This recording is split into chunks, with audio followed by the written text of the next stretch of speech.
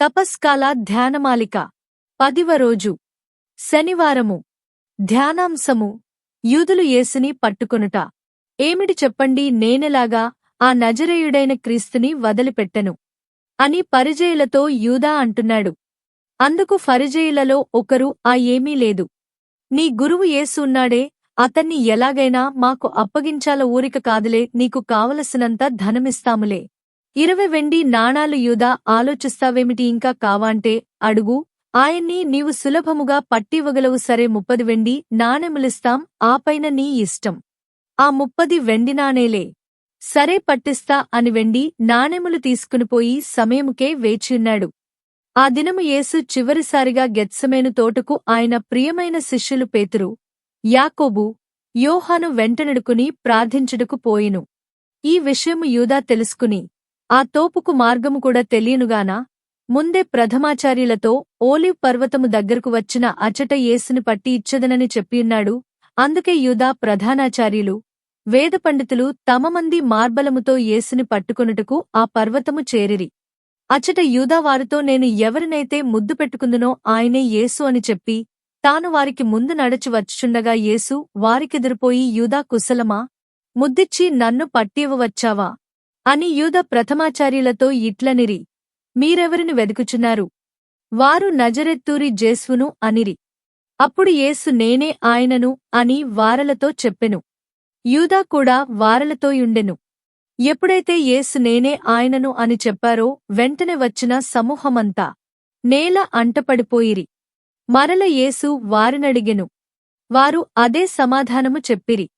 అటులైన మీరు నన్ను వెదుకుచున్న ఎడల నా శిష్యులను వదిలిపెట్టండి అనెను. అంతటా బంట్రోతులు యేసును సమీపించి ఆయనను పట్టుకునుటకు ఆయనపై చేతులు వేసిరి. అంతట శిష్యులు, గురువా, వీరిని కత్తితో నరకమందురా అని అడుగుచుండగానే పేత్రుడు తన యొద్దయున్న కత్తితో ప్రథమాచార్యుని సేవకుని చెవిని కత్తితో నరికెను. అంతట యేసు పేత్రునితో, కత్తి ఒరలో పెట్టుము, కత్తి పట్టుకునివారందరూ కత్తితోనే నశించెదరు అని చెప్పుచునే కోరిన నా పిత వేలమందిని పంపించరా, పిత నాకిచ్చిన పాత్రమును నేను త్రాగవలేను కదా అని మందలించి వంగి తెగిన చెవిని తీసి యేసు ఆ సేవకునికి ఆ చెవిని అంటించారు. ఆ సమయమున యేసు వారితో, దొంగను పట్టుకొనుటకు వచ్చిన వారివలే నా మీదకు కత్తులతోనూ కర్రలతోనూ ఏల వచ్చితిరి. అనుదినము నేను దేవాలయములో కూర్చుని మీతో ప్రసంగించుచుంటిని కదా, అప్పుడు మీరు నన్ను పట్టుకొనలేదు. అయినను ఇప్పుడు మీ సమయము ఈ రోజు మీదే అనగా బంట్రోతులు సేవకులు యేసును పట్టి బంధించిరి. తక్షణమే అపోస్తులందరూ ఆయనను విడిచి పారిపోయిరి. పట్టి ఇచ్చిన గురద్రోహి యూదా తన తప్పు తాను తెలుసుకుని యూదుల వద్దకు వచ్చి, నిరపరాధిని మీకు పట్టి ఇచ్చాను, ఇదిగో మీరిచ్చిన 30 వెండికాసులు మీ మోకాన్నే కొట్టుకోండి, ఆ నిర్దోషి యేసుని విడిచిపెట్టండి అని రోధించసాగెను. అందుకు యూదులు, నీతో మాకింకేమీ పనిలేదు అని యేసును ఈడ్చుకుపోయిరి. యూదా పోయి ఆ వెండి నాణెములు పారపోసి ఆత్మహత్య చేసుకున్నాడు. అదే యూదా చేసిన తప్పు. పశ్చాత్తాపపడి యేసుని మన్నింపు కోరిన ఎడల ఆయన తప్పక రక్షణ ఇచ్చేవారు. అదే పేతురుకు యూదాకు వ్యత్యాసము. పేతురు తప్పు చేసి ఎరగనని బొంకి క్రీస్తును మన్సింపు కోరాడు, రక్షణ పొందాడు. చూసారా యూదాలో ఎంత మార్పు వచ్చిందో. దీనికి ముఖ్యమైన కారణము ఒకటే అని గ్రహించండి. యేసు శాంతి వచనాలు. యూదా ఒక్క ముద్దుతో నన్ను పట్టిస్తానా అంటూ యూదాలోకి ఒక్కచూపుతో యేసు ప్రవేశించాడు. వెంటనే యూదాకు గతమంతా గుర్తుకు వచ్చినది. మనోవేదన భరించలేకపోయాడు. ఏమి చేయుచున్నాడో చేయబోవుచున్నాడో గ్రహించే స్థితిలో లేదు అని మనస్సు బాధతో అందుకే చచ్చాడు. యేసుని పట్టుకొనుటకు యూదులు వచ్చినప్పుడు శిష్యులు వారిని అడ్డగించబోయారు. కాని యేసు, ఇది నా తండ్రి చిత్తము, నా తండ్రి నాకిచ్చిన పాత్రము త్రాగవలేను కదా. ఈ మాటలు ఇప్పుడు ధ్యానించుదాము. మనకు కూడా ఏమైనా వ్యాధులు, బాధలు, కష్టములు వచ్చినప్పుడు దేవుని దూషింపక ఆయనే ఇస్తాడు, తీసుకుంటాడు. అంతా ఆయన ఇష్టమే అని తలంచాలి. నిన్ను ప్రేమించే దేవుడే నీకు వాటిని కలుగజేస్తాడు కదా. దానిని బట్టి అనగా అటువంటి శ్రమల వల్ల దేవుడు నీకు జ్ఞానమేలులు కలిగించవచ్చు కదా. కారణము లేకుండా దేవుడు నిన్ను బాధలకు గురిచేయడు. నిన్ను ప్రేమించేవాడు నిన్ను అనవసరముగా బాధించరు గదా. ఆయన దృష్టిలో మనము అందరము సమానమే. మనము ఆయన ఎన్నుకున్న ప్రజలము. ఆయనను స్తుతించుటకు, ఆరాధించుటకు ఆయన మనలనెన్నుకున్నారు. మరియు ఆ బాధలు కూడా నీ శక్తికి మించి నీకు కలుగజేయడు. నీవు భరించగలిగిన వరకే ఆయన నీకు కలుగజేస్తారు. తండ్రి నీకొసగిన బాధలు ఓర్పుతో సహించినట్లయిన నీ పాపములకు నీవు తగిన ప్రాయశ్చిత్తము చేయవచ్చును. ఉత్తము క్రీస్తువుడు మరికొన్ని తపోకార్యములలో తానుగా కల్పించుకుని చేయవలయును. బాధలకు కూడా ఓర్చుకోకుండా ఎల్లకాలమును సుఖ జీవనము కోరుకొనుట నీకు తగునా? నీవు కూడా నీ రక్షకుడు చూపిన సుమాతృకను వెంబడింపుము. యేసు స్వయముగా బాధలు పడుట కిష్టపడనుగదా? దివ్యపిత నీకిచ్చిన పాత్రమును త్రాగకుండా ఉండెదవా? ఎక్కనైన దేవుడు నీకు పంపే బాధలకు సమ్మతించుము.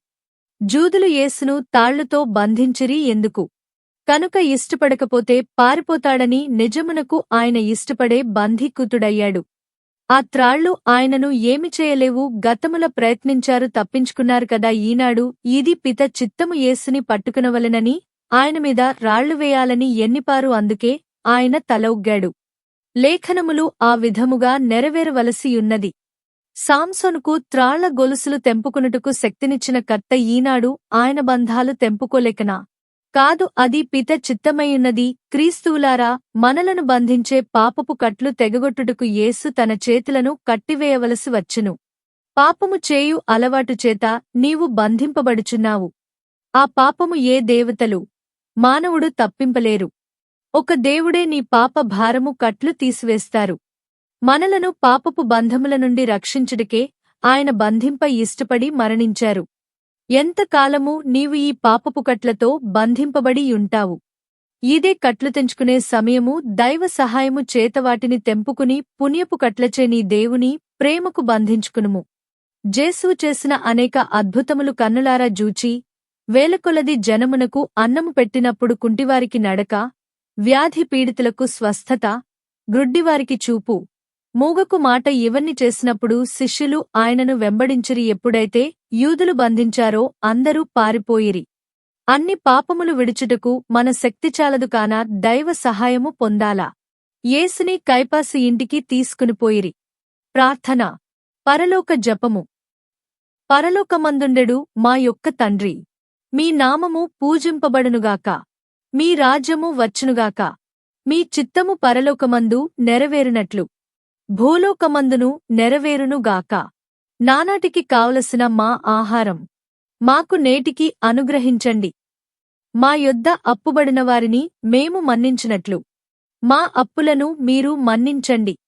మమ్ము శోధనయందు ప్రవేశిపంనివ్వక కీడులో నుండి మమ్ము రక్షించండి. ఆమెన్.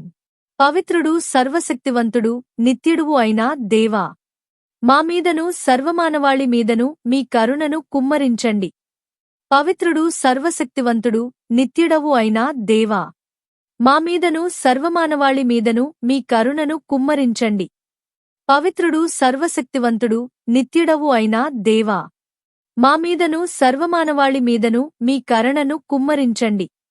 పితా, పుత్ర, పవిత్రాత్మ నామమున ఆమెన్. యేసుక్రీస్తునాథుని వెలలేని తిరు రక్తపాటులను చూసి మామీద దయగా ఉండండి స్వామి.